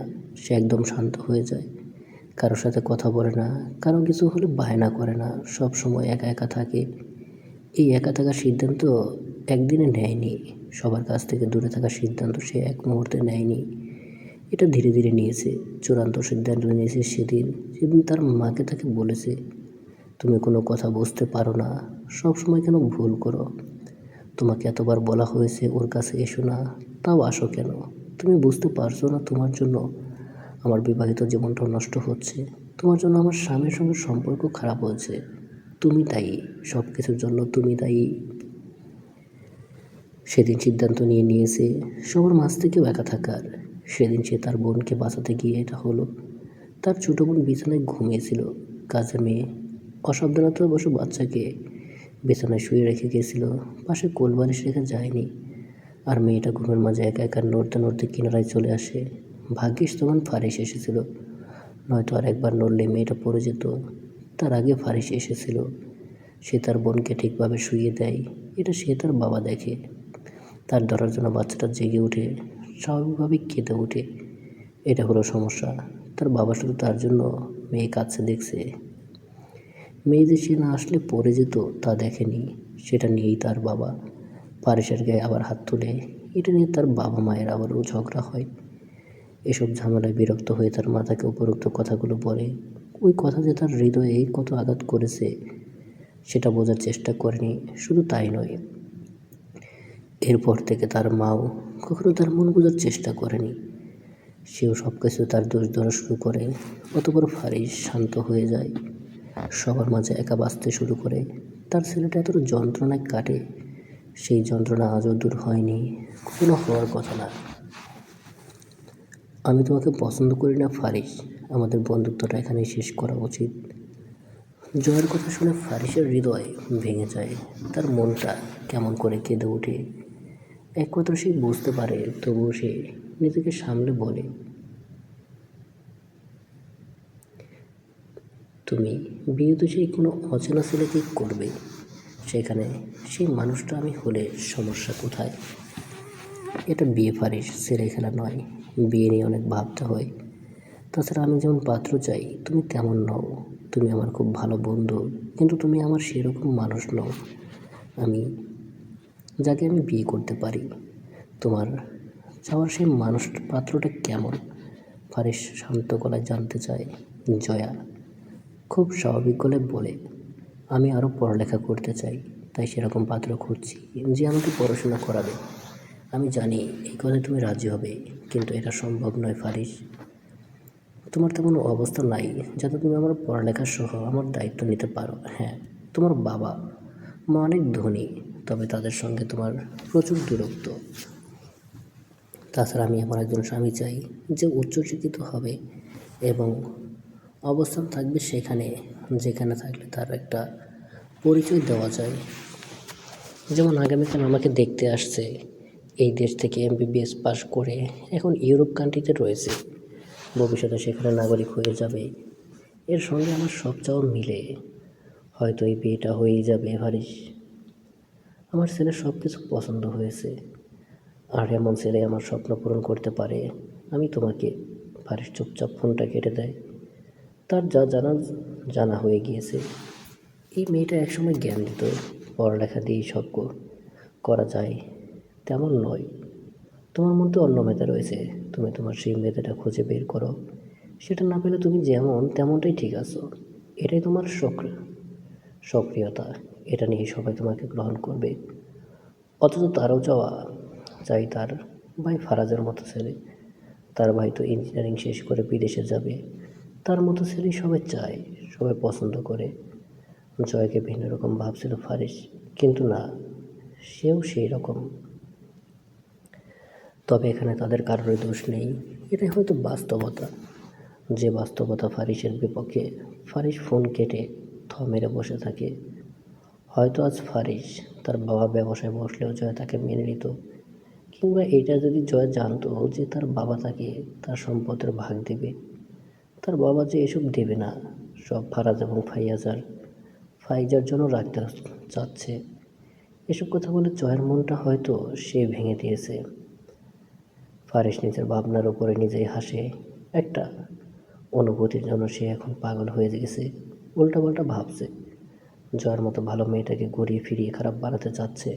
জয় তো তার অবস্থানে ঠিক হয়ে আছে। ফারিস ভুল, হ্যাঁ ফারিসই ভুল। তার অন্যের থেকে কোনো কিছু আশা করা উচিত নয়, কাউকে ভালো লাগা উচিত হয়েছিল না। সে ভালো লাগিয়েছে, এটা তারই ভুল। তাছাড়া তার মতো উদ্দেশ্যহীন জীবন কেউ বা নিজেকে জড়াবে, কেউ না। এসব ভেবেই ফারিস কান্নায় ভেঙে পড়ে। অনেক বছর পর সে আবার কাঁদছে, খুব কাঁদছে। একটা সময় সব সহ্য হয়ে গিয়েছিল, কাঁদতে কাঁদতে চোখের পানি শুকিয়ে গিয়েছিল। সেটার পরেনি আজ আবার সেটা পড়ছে। ফারিসের হৃদয়টা যে আবার ভাঙছে। ফারিস একটা সময় শান্ত হয়, কান্না থামিয়ে সে নিজেকে শান্ত করে। অতঃপর কিছু একটা ভেবে, মস্ত বড় একটা সিদ্ধান্ত নয়, এটা তার অনেক আগে নেওয়া উচিত ছিল। হয়তো অনেকটা সময় পেরিয়ে গেছে, তবে সবটা ফুরিয়ে যায়নি। তাই ফারিস এবার সিদ্ধান্ত নিজেই নিয়ে নেয়। সে নিজের ব্যাগপত্র গুছিয়ে বাড়ি ছাড়ে, সারা জীবনের জন্য বাড়ি ছাড়ে। শুধু বাড়ি নয়, এই শহরও ছাড়ার সিদ্ধান্ত নেয় ফারিস। সে অন্য শহরে যাওয়ার জন্য বাসে উঠে পড়ে। সেই ঘটনার পর অনেক বছর পেরিয়ে যায়। ফারিসের কোনো খোঁজ মেলে না। তার পরিবার পরিজন কখনো জানতে পারে না তারা কোথায় গিয়েছে। তার বাবা এখন অনুতপ্ত, খুব অনুতপ্ত। সে বিছানায় শুয়ে কাঁদে, ফারিসের জন্য কাঁদে। সেদিন যখন ফারিসের চিঠি পায়, তারা তখন তার বাবা বিশ্বাস করেনি। তার মনে হয়েছে ফারিস রাগ করে চলে গিয়েছে, আবার ফিরে আসবে। তার এসব অর্থবিত্ত বুক করার মায়া ছাড়তে পারবে না ফারিস। তার তো যোগ্যতাও নাই ভালোভাবে জীবন গড়ার। ফ্রি এসব পাচ্ছে, এখানে 2 দিন পর আসবে। তবে মায়ের মন, সে তো ঠিক অনুভব করেছে তার বাচ্চা হারিয়ে গিয়েছে, বহুদূরে হারিয়ে গিয়েছে। সেই জন্য তার বাবার এমন কথা শুনে সে প্রথমবারের মতো স্বামীর গালে থাপ্পড় বসায়, তাও পরপর 4টা। অতঃপর রাগান্বিত গলায় বলে, তোমার জন্য হয়েছে সব, তোমার জন্য হয়েছে, তোমার জন্য আমার সন্তানের সারাটা জীবন কষ্ট কেটেছে, তোমার জন্য। আর আজ যখন সে চলে গেল তখন তুমি তাকে বকছো, ভুলভাল কথা বলছো। কিসের এত দম্ভ তোমার? কিসের দম্ভ? কিসের অহংকার? তোমার দম্ভ, অহংকার এত বড় যে তুমি নিজের সন্তানকে সহ্য করতে পারোনি। সি, কত নিকৃষ্ট বাবা তুমি জানো? তোমার জন্য আমিও খারাপ মা হয়ে গিয়েছি। সারাদিন তোমার সঙ্গে অশান্তি নিতে না পেরে আমি আমার কষ্টে থাকা ছেলেটাকে কষ্ট দিয়েছি। আমিও খারাপ মা হয়ে গিয়েছি। তোমার জন্য সব, তোমার জন্য হয়েছে। ফারিসের মা কথাগুলো বলতে গিয়ে কান্না করে দেয়। এসব শুনে তার বাবা রাগান্বিত গলায় কিছু বলতে নিলে ফারাজ এবার মুখ খুলে সে বলে, বাবা তুমি জানো তুমি কত খারাপ বাবা। হ্যাঁ মানছি, তুমি আমাদের জন্য বেস্ট বাবা, কিন্তু ফারিসের কাছে তুমি খারাপ বাবা। তুমি শুধু খারাপ নও, খুবই জঘন্য। তুমি জানো তোমার জন্য কতবার ফারিস আত্মহত্যা করার চেষ্টা করেছে? তুমি জানো? ফারাজ একটু থেমে আবার বলে, সরি বাবা, এতদিন চেয়েও তোমায় এসব বলতে পারিনি। আমি যে বড্ড স্বার্থপর। এসব বলার পর তোমার খারাপ ছেলে হয়ে যাবো যে। তোমার চোখে খারাপ হতে চাইনি বাবা, একদম খারাপ হতে চাইনি। তাই তো সারা জীবন ভাইয়ের প্রতি হওয়া অন্যায় চুপচাপ সহ্য করে গেলাম, কখনো কিছু বলিনি, কিন্তু আজ বলতে চাই। অতঃপর ফারাজ এবং তার বাবাকে তার ভুলগুলো ধরিয়ে দেয়। তার বাবা ছোট থেকেই ফারিসকে কতটা যন্ত্রণা দিয়েছে। তার মুখে সারাদিন ফারিসের বদনাম শুনতে শুনতে একটা সময় অশান্তি নিয়ে না পেরে তার মাও তাকে বিরক্তকর হিসেবে দেখতে শুরু করে। ফারিস তো কিছু চায়নি, সে ভালো সন্তান হতে চেয়েছিল, ভালো ভাই হতে চেয়েছিল, কিন্তু তারা তাকে হতে দেয়নি। বিশেষ করে তার বাবার জন্য তাদের সংসারে কখনো সুখ ছিল না। তাদের সংসারটা হতে পারতো খুব সুখের, কিন্তু তা হয়নি, তার জন্য হয়নি। ফাইজা কিছু বলে না, তবে ফারিসের ছোটোবেলায় লেখা ডায়েরিটা তার বাবাকে দেয়। অতঃপর যার ঘরে চলে যায়। এখানে ফারিসের বাবা কোনো কথা বলতে পারে না। সে এরপরও শুধরায়নি। সে ডায়েরিটা না পড়ে ঘরের কোণে ফেলে রাখে। তবে তার হুঁশ জ্ঞান ফিরে তখন, যখন সকালে ফারাজ ঘর ছেড়ে চলে যায়। সেটা দেখে অবাক হয়ে যায়। ফারাজকে আটকাতে নিলে ফারাজ বলে, তুমি আমার বাবা, তুমি আমাকে আমার চাওয়ার আগেই সব দিয়েছো। তুমি আমার জন্য বেস্ট বাবা, তাই আমি চাইলেও তোমার সঙ্গে সম্পর্ক শেষ করতে পারবো না বাবা। কিন্তু আমি একজন ব্যর্থ ভাই, বড় ভাই হিসেবে আমার অনেক দায়িত্ব ছিল, আমি সেটা পালন করিনি, তাই এতটুকু শাস্তি আমার প্রাপ্য। যে ঘরে আমার ভাইয়ের জায়গা হলো না, যে ঘরে আমার জীবন স্বর্গের মতো আর আমার ভাইয়ের জীবন নরকের মতো কেটেছে, সেই বাড়িতে আমি আর থাকতে চাই না। প্লিজ বাবা, আমাকে বাধা দিও না। এটা বলে ফারাজ চলে যায়। তার বাবা বাধা দিতে পারে না। 3 দিন ধরে ফারিসের কোনো খোঁজ না পেয়ে তার মা অসুস্থ হয়ে পড়ে। সে তার স্বামীর সঙ্গে কথা বলা বন্ধ করে দেয়। ফাইজাও বাবার সঙ্গে সেভাবে কথা বলে না। সবাই পর করে দেওয়া ফারিসের বাবা কিছুটা চিন্তিত হয়ে পড়ে। সত্যি তাই, সে সত্যি তার সন্তানের সঙ্গে ভুল করেছে। অতঃপর অনেক ভেবেচিন্তে ফারিসের বাবা তার ডায়েরিটি মেলে, যেটা পড়া শুরু করে। সেখানে ফারিস লিখেছে, আমি ফারিস শিকদার, আমি আমার বাবাকে ভীষণ ভালোবাসি। আমি চাই আমার বাবা মনের মতো হতে, কিন্তু আমি পারি না, আমি ব্যর্থ। এই জন্য বাবা আমাকে খুব ঘৃণা করে, কিন্তু আমি আমার বাবাকে তবুও ভালোবাসি, খুব ভালোবাসি। ইচ্ছে করে মরে যাই, আমার বাবা আমার জন্য সবসময় অসম্মানিত হয়, তাই ইচ্ছে করে মরে গিয়ে তাকে শান্তি দেই। এমন অনেক কথা লেখা, তবে বেশ কিছু জায়গায় বানান ভুল। আগে তার বাবা এসব দেখলে বানান ভুল বলে বকতো, তবে আজ পারে না। এখানে ফারিস তার কষ্টের সব কথা লিখেছে। এই করে তার ভাই রাজকুমার আর সে কাজের ছেলের মতো ব্যবহার পায়। সবশেষে তবু সে তার বাবাকে ভীষণ ভালোবাসে। তার বাবার মন জয় করতে এখানে ফারিস মোট 12 বার আত্মহত্যা করার জন্য প্রস্তুতি নিয়েছিল, কিন্তু শেষমেশ হয়নি। সেটাও লিখে রাখা রয়েছে। সবশেষ লেখা, আমি আমার বাবার প্রিয় হওয়ার জন্য অনেক কিছু করেছি, কিন্তু পারিনি। যে ভুল আমি করলে আমি অনেক বড় অপরাধী, সেই একই ভুল আমার ভাই করলে সেটা খুব সামান্য বিষয়। এখানে বিষয়টা ভুলের নয়, মানুষটার। আমি মানুষটা বাবার অপছন্দের, আর মানুষ তার অপছন্দের জিনিস সবসময় ঘৃণার নজরে দেখে। বাবাও তাই। তাই আমি ভুল মানুষের মন জয় করার স্বপ্ন দেখেছি। আমার এই স্বপ্নটাও বৃথা। আজকাল বাবাকে একটা প্রশ্ন করতে খুব মন চায়। আচ্ছা বাবা, মান বড় না সন্তান? আমি তোমার সন্তান তো, আমাকে রাস্তা থেকে তুলে নিয়ে আসনি তো, কিন্তু পারি না। বাবাকে ভীষণ ভয় হয়। এসব জানতে চাইলে যদি মারে। আবার বাবা মা ঝগড়া করে, তাই জানতে চাওয়া হয় না। তবু বলবো, বাবা আমি তোমাকে ভীষণ ভালোবাসি। মা, তোমাকেও ভালোবাসি। ভাইকেও ভালোবাসি, বোনকেও খুব ভালোবাসি। এসব জানতে পেরে ফারিসের বাবা অনুতপ্ত হয়। তার করা সমস্ত ভুল তার চোখের সামনে ফুটে ওঠে। সে দ্রুত ফারিসের খোঁজ লাগায়, কিন্তু লাভ হয় না। দিন গড়িয়ে সপ্তাহ, সপ্তাহ গড়িয়ে মাস, মাস গড়িয়ে বছর, বছর গড়িয়ে কেটে যায় বহু বছর। ফারিসের বাবা এত ধনী হওয়া সত্ত্বেও ক্ষমতা বলে তার সন্তানকে খুঁজে বের করতে পারে না। এভাবে 10টা বছর কেটে যায়। ফারিসকে খুঁজতে না পেরে তার মা পাগল প্রায়। এখন সে কিছুই মনে রাখতে পারে না। সারাদিন শুধু ফারিসকে চায়, তার বাবাকে ঘৃণা করে। এসব বলে দেয়। ফারিসের বাবা এসব দেখে আরও ভেঙে পড়ে। এখন তার বন্ধুরা ফারিসকে খোঁজে, না পাওয়ার জন্য সান্ত্বনা দেয়। অথচ একদিন তারাই বলতো, ওরকম অপদার্থ সন্তান আমার হলে আমি তাকে খুন করতাম। ফারিসের বাবা সব ভেবে দীর্ঘশ্বাস ফেলে। গত 10 বছরে কম চোখের পানি ফেলেনি। অনুশোচনার আগুনে দগ্ধ হয়েছে। অনেকের ধারণা ফারিস আত্মহত্যা করেছে, তবে তার বাবা এটা মানে না, মানতে চায় না। এখন তার পিতৃত্ব জেগে উঠেছে। সে কিছুতেই মানতে চায় না তার সন্তান নাই। তার সন্তান রয়েছে। সে সবসময় এখনই দোয়াই করে, থাকুক তার সন্তান, তার কাছে না থাকুক, বেঁচে থাকুক, সুস্থ থাকুক। ফারিসকে ফিরে পেতে তার বাবা অনেক টিভি চ্যানেলে ইন্টারভিউ দিয়েছে, নিজের অপকর্ম বলেছে, ছেলেকে বারবার অনুরোধ করেছে ফিরে আসতে। সেই টিভি চ্যানেলের কান্নায় ভেঙে পড়ে ফারিসের বাবা বলেছে, তুমি আমার সন্তান, তুমি অপদার্থ নও।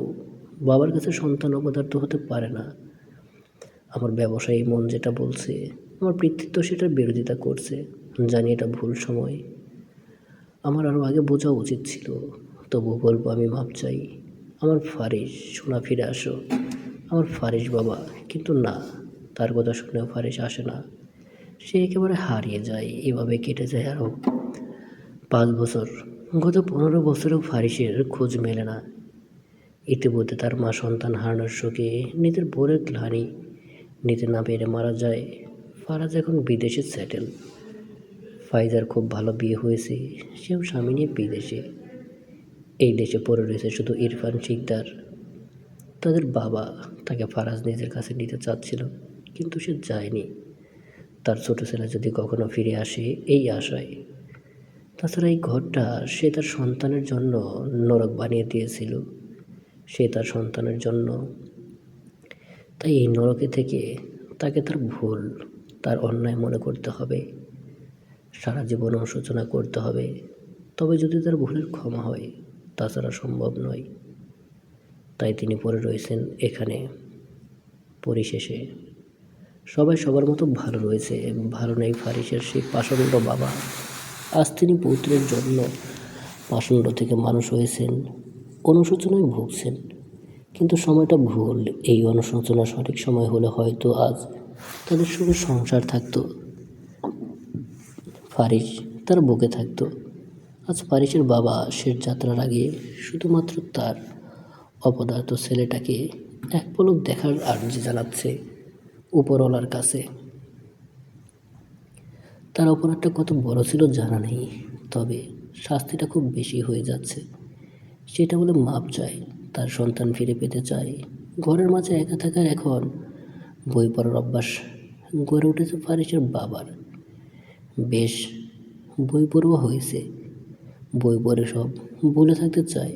তেমনও একদিন একটা বই পড়ে অবাক হয়েছে যায়। বইয়ের নাম ব্যর্থ জীবনের গল্প। যেই গল্পটা পুরোপুরি ফারিসের মতো কেউ একজন ফারিসের জীবন হয়তো তুলে ধরেছে।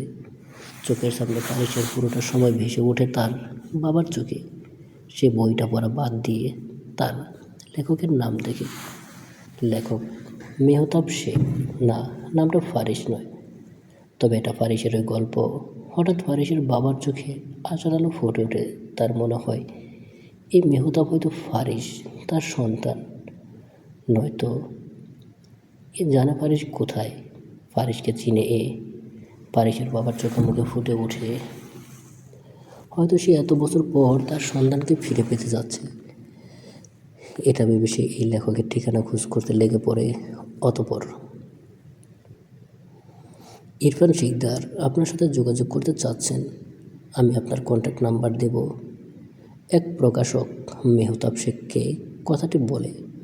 মেহতাব নামটা শুনে অবাক হয় না, পরপর দুবার নামটা উচ্চারণ করে। অতঃপর বলেন, না, তাকে বলবেন মেহতাব তাকে সালাম জানিয়েছে, তার কোনো প্রশ্ন থাকলে আপনার মাধ্যমে জানাতে। আর হ্যাঁ, আমার কন্ট্যাক্ট নাম্বার কিংবা ঠিকানা যেন না পায়। আমি চাই না সে আমার কোনো খোঁজ জানুক।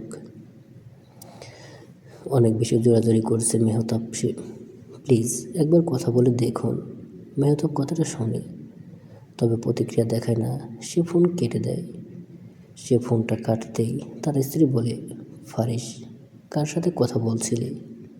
কে তোমার ঠিকানা না জানুক সেটা চাও? কার কথা বলছো? হ্যাঁ, ফারিসই মেহতাব শেখ। ছদ্মনামে যে বেশ জনপ্রিয় লেখক এখন। একদিন যে ছেলেটা জীবনের কোনো লক্ষ্য খুঁজে পায়নি, আজ সেই ছেলেটা সফল একজন লেখক। ফারিস স্ত্রীর কথা শুনে জবাব দেয়, আমার বাবা? কি? মানুষটা এখনো তোমাকে খুঁজছে? তোমার মনে হয় না ফারিস, তুমি এবার একটু বেশ কঠোর হচ্ছ? স্ত্রী মিমের কথা শুনে ফারিস ম্লান হাসে। অতঃপর বলে, না, আমি আমার আম্মুর শেষ সময় পাশে ছিলাম না, তাই এখন ওই সংসারে আমার কোনো প্রয়োজনীয়তা নেই। তবে হ্যাঁ, এবার বাবার আমাকে খোঁজা বন্ধ করার দরকার। দেখছি কী করা যায়। ফারিস, একবার ভেবে দেখো, মিম অনুরোধ করে বলে। ফারিস, শোনো না, সে বিছানায় শোয়া, তার যমজ দুই ছেলেকে দেখে তার দুনিয়া, তার পুরো পৃথিবী। সে চায় না তার বাবা তার সন্তানের পিতের রূপ দেখে আফসোস করুক। তার বাবা এমনিতেই গ্লানিতে ভুগছে, তার এই বাবার রূপ দেখলে সে আরও বেশি কষ্ট পাবে। তার মনে হবে বয়সকালে সে চাইলেই এমন বাবা হতে পারত, যেমনটা ফারিস। তার কাছে তার দুই সন্তানের সমান। তার সন্তানটা কতটা মেধাবী সেটার চেয়ে বেশি কতটা যোগ্য মানুষ হচ্ছে সেটা গুরুত্বপূর্ণ। ফারিস সেদিকেই নজর দিচ্ছে। সেদিন বাসে উঠে অজানা লক্ষ্যে পাড়ি জমে ফারিস। বহু বছর পূর্বের সেই স্মৃতি আজও ফারিসের চোখে ভাসে। সেদিন বাসে তার ওই পাশে সিটে বসেছিল মেহতাব শেখ। খুব সুদর্শন এক যুবক, তবে তার চোখে মুখে ছিল হতাশা, ফারিসের মতোই হতাশা। তবে ফারিস সেটা এড়িয়ে যায়। সে নিজে তো এক অভাগা, অন্য অভাগার দিকে নজর দেবে কি? সেটাই তার ভুল ছিল। ছেলেটাও তার ওই পাশের সিটে বসে অনবরত কান্না করে যাচ্ছিল। খুব কাঁদছিল সে, অথচ এটা সান্ত্বনা বাক্য দেয়নি। তার কয়েক মুহূর্তের মাঝে মেহতাব চলন্ত বাস থেকে লাফিয়ে পড়ে। বিপরীত দিক থেকে আসা একটা ট্রাকের তলে চাপা পড়ে সে সেটা দেখেই লাফ দিয়েছিল। ফারিস সহ বাসের সকল যাত্রী অবাক হয়ে যায়। এটা কি হলো? কয়েক মুহূর্তের মাঝে কি হয়ে গেল তাদের সবের?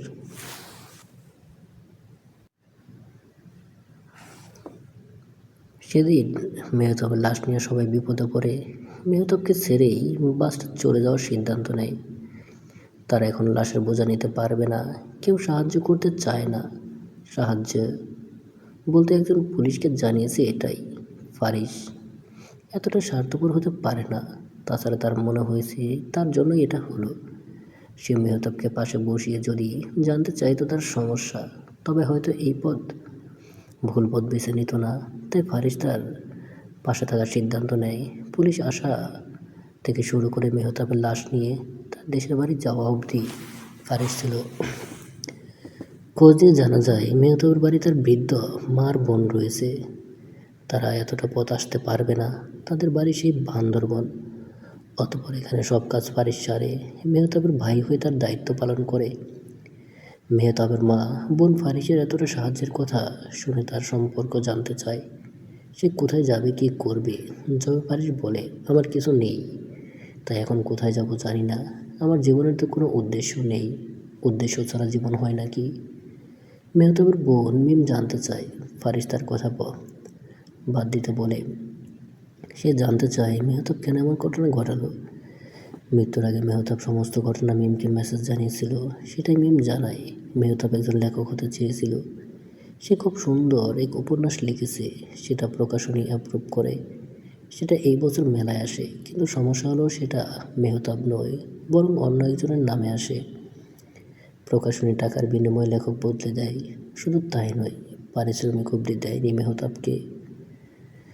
মেহতাব ঢাকায় সেটার খোঁজ নিতে যায়, তবে লোকগুলো তাকে অপমান করে তাড়িয়ে দেয়। মেহতাব জীবন নিয়ে খুব হতাশ ছিল।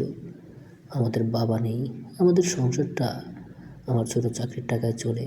ঘরের একমাত্র পুরুষ সদস্য হয়েও সংসারের দায়িত্ব নিতে পারছে না। দায়িত্বকে অবহেলা করে স্বপ্নের পেছনে ছুটেছে, সেই স্বপ্ন তাকে ধোঁকা দিয়েছে। এসব নিতে না পেরে মেহতাব আত্মহত্যা করে। সব শুনে ফারিস খুব কষ্ট পায়। সে মেহতাবকে যে ঠকানো হয়েছে সেটা নিয়ে মামলা করতে বলে, তবে মিম বা তার মা এসব ঝামেলায় যেতে চায়নি। নিয়তি সবার কর্মফল দেবে, নিয়তির উপর সব ছেড়ে দেয়। তাছাড়া ভাই নাই, এখন সব করে লাভ। ফারিসের কোথাও যাওয়ার জায়গা নেই জেনে তারা ফারিসকে দুদিন থাকতে দেয়। সেই দুদিন সারা জীবনের জন্য হয়ে যায়। ফারিসের গল্প শুনে তাকে নিজেদের বাসায় ভাড়া দেয় মিমরা। তাছাড়া তাদের টাকারও প্রয়োজন। ফারিসও নিজের খরচ চালাতে মিমের সাহায্যে তারা অফিসের দারোয়ানের জব নিয়ে নেয়। কিছুদিন পরেই চাকরি ছেড়ে একটা দোকান সেলসম্যানের জব নিয়ে নেয়। এটা দিয়ে চলছিল। এর মাঝে মিম এবং ফারিসের খুব ভালো বন্ধুত্ব হয়ে যায়। একদিন গল্পে গল্পে ফারিস চমৎকার এক গল্প বানিয়ে ফেলে। এটা শুনে মিম বলে, আপনি তো বলেন আপনার কোনো গুণ নাই, এই তো বেশ গুণ। আপনি তো ভাইয়ের মতো চমৎকার গল্প বানান, একটু তো কাজে লাগাতে পারেন। ফারিস প্রথমে বুঝতে পারে না, পরে বুঝে না করে মিম তাকে বোঝায়, এটা নিয়ে ভাবতে বলে। তবে হ্যাঁ, তার ভাইয়ের মতো জব ছেড়ে এটা নিয়ে লেগে থাকতে বারণ করে। পরে এটা সফল না হলে আবার হতাশ। সে সেখান থেকে ফারিসের নতুন জীবন শুরু। সে তার লক্ষ্য খুঁজে পায়। মাস দুয়েক সময় নিয়ে সে একটা উপন্যাস লিখে, যেটা সে মিমকে নিয়ে লিখেছে, তার জীবন নিয়ে। তার জীবনের সুন্দর এক সমাপ্তি দেয়। মিম গল্পটা পরে খুব সুন্দর হয়েছে জানায়, সেই সঙ্গে কোথায় কি পরিবর্তন করলে ভালো হয় জানায়। অতঃপর ফারিস মিমের ফোন দিয়েই প্রকাশনের সঙ্গে যোগাযোগ করে। এতদিনে ফারিস নিজের জন্য ফোন কিনতে পারেনি। তাছাড়া তারা আগের ফোন তার বাড়িতে রেখে এসেছে, যাতে তাকে ট্রেস করতে না পারা যায়। যাই হোক, মেহতাবের মতো ভুল করে ফারিস সে প্রথম গল্পের সারাংশ বলে, সেই সঙ্গে লেখার প্রথম অংশ, সেটা পছন্দ হলে তবে চুক্তিবদ্ধ হবে, তারপর সবটা দেবে, এটাই কথা। সেখান থেকে তার যাত্রা শুরু। তবে মিম অবাক হয় যখন থেকে ফারিস লেখকের জায়গায় তার না, বরং মেহতাবের নাম দিয়েছে। মিম বিস্ময় নিয়ে বলে, ভাইয়ের নাম কেন দিয়েছেন? আমি জীবনে কখনো আমার লক্ষ্য খুঁজে পাইনি, সেটা খোঁজার মতো পরিবেশ পাইনি, তাই জানা হয়নি কোনটা আমার পছন্দ, আমার স্বপ্ন। তবে এখানে এসে এটা আমি জেনেছি, আপনার মাধ্যমে, যার মধ্যে সবচেয়ে বড় ভূমিকা রেখেছে মেহতাব। আর তার স্বপ্ন ছিল তার লেখক হিসেবে পরিচিত হবে, সবাই তাকে পছন্দ করবে।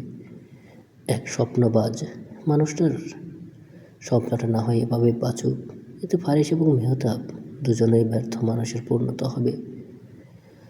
ফারিসের কথায় খুব খুশি হয় মিম। এই শুরু হয় নতুন পথ। ফারিসের প্রথম বই মোটামুটি সাড়া ফেলে, তবে দ্বিতীয় বই বাজিমাত করে দেয়। সেটা এত পরিমাণ সাফল্য পায় যে সবাই মেহতাব নামে লেখকের ভক্ত হতে শুরু করে। ইতিমধ্যে মিম ফারিসকে পছন্দ করে ফেলে, তবে ফারিস প্রথমে সাড়া দেয় না। তার মনে হয় সে আবার এগিয়ে গেলে কষ্ট পাবে, এবারও পূর্ণতা হবে না। তবে ধৈর্য নিয়ে মিম তার ভালোবাসার পরীক্ষা দেয়। একটা সময় ফারিসও মেনে নেয়, তাদের বিয়ে হয়। বিবাহিত জীবনের 4 বছরের মাথায় মিমের মা মারা যায়। সেই সময় ফারিস চমৎকার স্বামী হিসেবে ধরা দেয়, এত সুন্দরভাবে সামলায় যেটা বলার মতো নয়। মিম ফারিসের এসব ব্যবহারে খুব খুশি হয়। দীর্ঘ 5 বছর ফারিসের পেছনে ঘুরেছে, তার মন জয় করার চেষ্টা করেছে, অবশেষে তাকে পেয়েছে। 4 বছর ভালো কাটলেও মায়ের মৃত্যুতে ফারিসের ভালোবাসা গভীরভাবে উপলব্ধি করতে পারে মিম। এই সময়ে তার যে সাপোর্ট প্রয়োজন সেটা ফারিস হয়ে দেয়। আর মিম তো বরাবরের মতোই চমৎকার, সে সবসময় ফারিসকে সাপোর্ট দিয়েছে সব অবস্থায়। অবশেষে তাদের ঘরে আলো করে যমজ বাচ্চাও জন্ম হয়, তাদের সংসার পূর্ণ হয়। এভাবে ফারিস এবং তার লেখক সত্তার জন্ম হয়। একদিন যে ব্যর্থ ছিল সেই ফারিস সবার চোখের মণি, তাকে দেখার জন্য সবাই উদ্বিগ্ন। তবে ফারিস কখনো দেখা দেয়নি, দিবেও না। সে এভাবেই আড়ালে থাকতে চায়। ফারিসের বাবা অনেক অনুনয় বিনয় করে অবশেষে মেহতাবের সঙ্গে কথা বলার সুযোগ পায়। ফারিস কণ্ঠ বদল করে তার বাবার সঙ্গে কথা বলে। এত বছরে তার বাবা তার কণ্ঠ চিনতে পারবে কিনা জানা নেই, তবুও রিস্ক নিতে চায় না, তাই নিজেকে আড়াল করার যথা সম্ভব চেষ্টা করেছে। সে স্বাভাবিক গলায় বলে, কি জানতে চান? আমার সঙ্গে কথা বলার জন্য এত উদ্বিগ্ন হয়েছেন কেন? তুমি আমার ফারিস। বাবার মুখে এই কথা শুনে ফারিস থমকে যায়। তার মুখ দিয়ে কথা বের হয় না। তার বাবা আবার বলে, বলো না, তুমি আমার ফারিস। আমি না আমার ছেলেটাকে ভালোভাবে চিনি না। আমি এতটাই ব্যর্থ বাবা যে আমার সন্তানের কণ্ঠ ফোনে কেমন শোনায় তাই জানি না। আমি তো কখনো সেভাবে তার সাথে কথা বলিনি। আমি ব্যর্থ বাবা। আপনি ফারিসের বাবা? ফারিস বহু কষ্টে কথাটা বলে। তার বাবা নিশ্চিত করলে ফারিস বলে, ওই গল্পটা ফারিসই আমাকে বলেছে, তার গল্প। তবে হ্যাঁ, সে তার বাবাকে ব্যর্থ ভাবে না। ব্যর্থ তো তারই ছিল, আর সেই সঙ্গে সে আপনাকে খুব ভালোবাসে। আমি আপনার ইন্টারভিউ দেখেছি অনেক। সত্যি বলতে প্রথম দিক থেকে দেখেছি, যখনই ফারিসের মা বেঁচে ছিল। দেখলে অবশ্যই তার কাছে তার সন্তানের বার্তা পৌঁছে দিতাম। পরে অবশ্য আপনাকে জানাতে চাচ্ছিলাম, কিন্তু মনে হলো আপনি আরও ভেঙে পড়বেন। ফারিস এখানে খুব সাবধানে জানায়, একটি দুর্ঘটনায় ফারিস মারা গিয়েছে। সে ফারিস নয়। তার প্রথম গল্প যেটা অন্যের নামে ছাপানো হয়েছে সেটা পাবলিশ হওয়ার সময় সে ফারিসকে চিনত না। ও হ্যাঁ, এতদিন মেহতাবের সঙ্গে হওয়া অন্যায় প্রকাশ পেয়ে গিয়েছে, তাদের শাস্তি হয়েছে।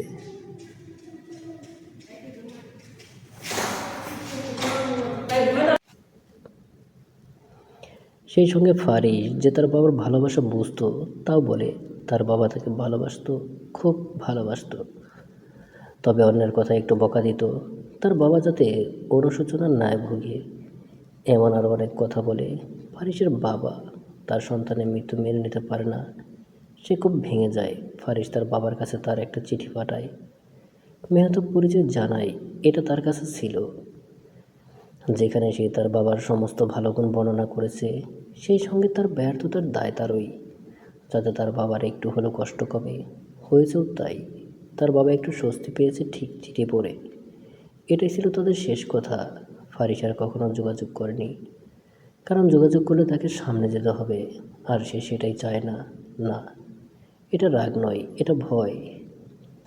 তার বাবা যেমন তার প্রতি দায়িত্ব পালন করেনি, তেমন সেও এত বছর তার বাবার প্রতি দায়িত্ব পালন করেনি।